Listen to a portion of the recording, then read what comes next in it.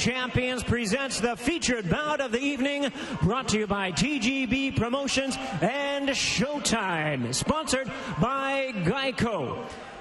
This bout is sanctioned by the WBO, the President Francisco Valcarcel, Supervisor Richard DeCure, along with the California State Athletic Commission, the Chairman John Carvelli, Executive Officer Andy Foster. Introducing our three judges, scoring from ringside, from Nevada, Tim Cheatham. Also from Nevada, Robert Hoyle. And from California, Daniel Sandoval. Introducing our third man to the ring, he'll be giving instructions after the introductions, Jerry Cantu. All right, fans, here we go with the main event of the evening. 12 rounds of boxing for the WBO Bantamweight Championship of the World. And now, ladies and gentlemen in attendance and boxing fans joining us around the world, live from Carson, California, it's showtime!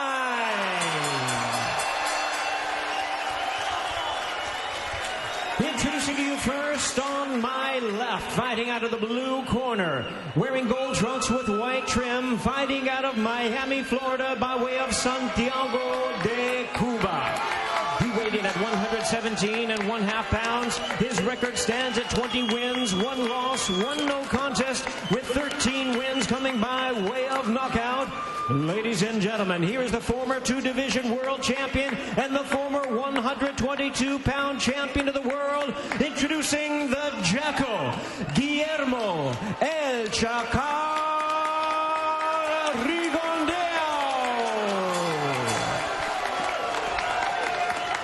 And his opponent across the ring is the defending world champion, fighting out of the red corner, wearing silver trunks with orange trim, hailing from Ormoc City, Leyte in the Philippines.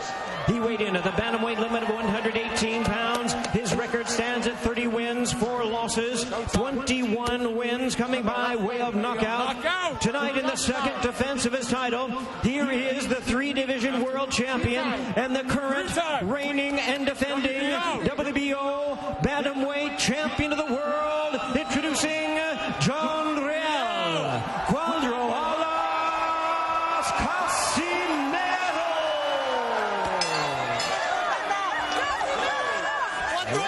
Referee in charge now to give instructions, Ray Corona. Jerry Cantu. Jerry Cantu.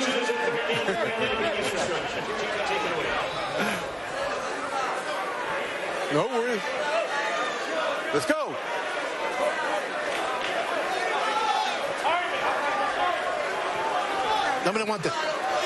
Gentlemen, you are giving your instructions in the dressing room. Estás recibiendo sus instrucciones en el camerino. Touch him up. Referee Jerry Cantu, 19 years pro experience, working his 475th professional fight. Rigondeaux said that, yeah, Casemiro's knocked out 6 guys in a row, but none of them are in the same class as me. Rigo says that Casemiro's going to have the devil in front of him tonight, while Casemiro joked that Rigondeaux's fights tend to put people other than his opponents to sleep. He says, quote, "Don't run, I want to fight." The bell, and round 1, the belt holder, Casemiro. He is in the silver with orange trim, the challenger Rigondeaux in the white and gold. Casemiro says he believes his work rate is going to help him. Now, he threw 60 punches per round in his last fight against Duke Mike, but normally he only averages 39 per round. We'll see which Casemiro shows up. And Rigondeaux, a master counter puncher, and we just saw a display of that early, Abner, with the left. Yeah, and because Casemiro's point, you know, he can't get discouraged. He's going to be doing a lot of missing tonight, especially to get a defensive fighter like Rigondeaux. So, but he's got to keep the pedal to the metal. He's got to put the pressure and break down an older Rigondeaux. Casemiro went so far as to say he'd get him out by the 3rd round. Our first fight, well, it lasted until the 2nd round. Our second one went, unfortunately, only 16 seconds due to a no decision. Here we are, 1 minute gone in our much-anticipated main event. I like what Casemiro did right there with the hook. He knows that Rigondeaux is going to be taking that step to his left. So what do? You throw that left. You don't let him out.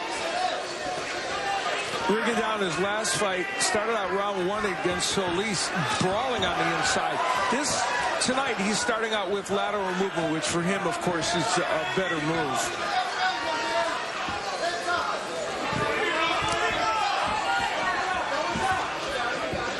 Now, you got to be careful because you know Rigondeaux is just setting up a punch. He's waiting for the right punch, especially that left hand. This is Rigondeaux's 4th fight with trainer Ronnie Shields. Shields said that Rigondeaux has the best feet in boxing, maybe the best footwork of any boxer Ronnie Shields has ever worked with. That's saying something. Yeah, that's for sure. Ronnie's worked with some great fighters. Right hand there by Casemiro. Casemiro! And Rigondeaux's hand is down. No knockdown. No knockdown. Oh, but referee count 2 saying it's not a knockdown.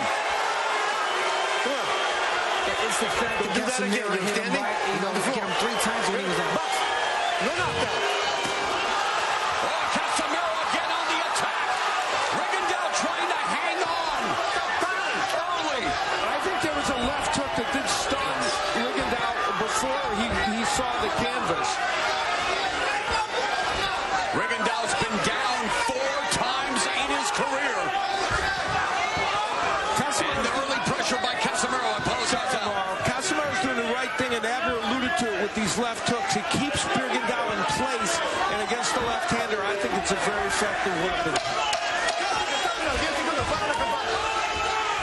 Good start by the belt holder. Casemiro just belted Rigondeaux with another left hand as we go to round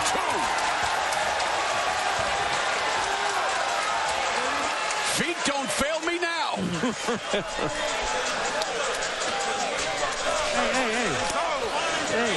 Well, it was an eventful first round. Here is where Rigondeaux would hit the canvas. Now, he gets nailed with a left hand that's kind of on the back of the head. And whether that would be knocked down, who knows? But he was hit several times while on the mat, which, of course, could have also created a point deduction or disqualification of Casemiro. And Rigondeaux complaining about being hit behind the head, which, in fact, he was. And we'll get a look at it again, Abner. Yeah, there was a punch behind the head, but then the punches afterwards while he was down, that could have been the punches that hurt him, to be honest, because Rigondeaux, he was hurt once he got up. And I do not want to intimate that Casemiro is by any means a dirty fighter. He has been penalized 2 points in the past against Luis Lazarte for punching to the back of the head.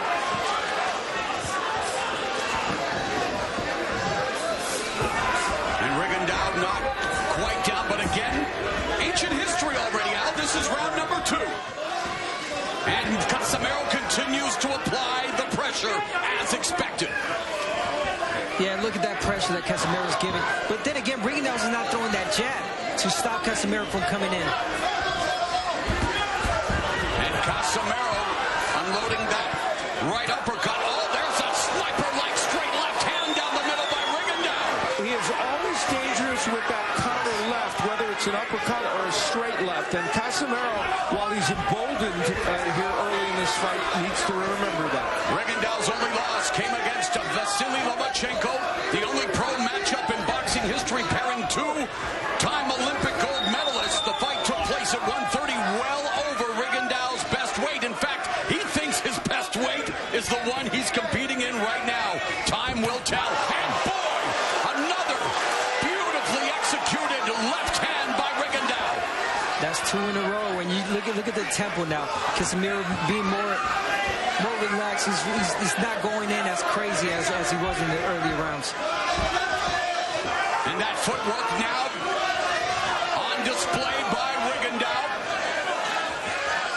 A minute and a half gone here in the second.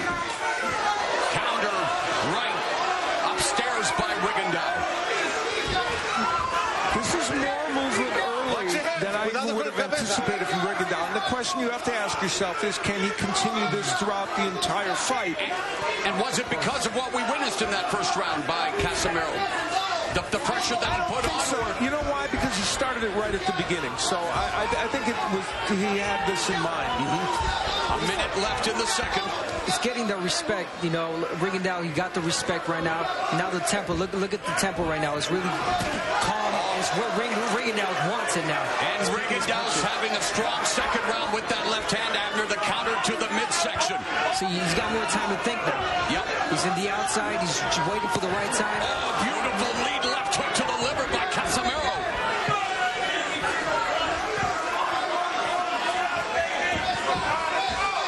It was what Casemiro was doing in the first round, and then in the beginning of the second one, that is going to give Rigondeaux problems. Right now, I think it's Rigondeaux. Rigondeaux's doing a good job of juicing the whole ring.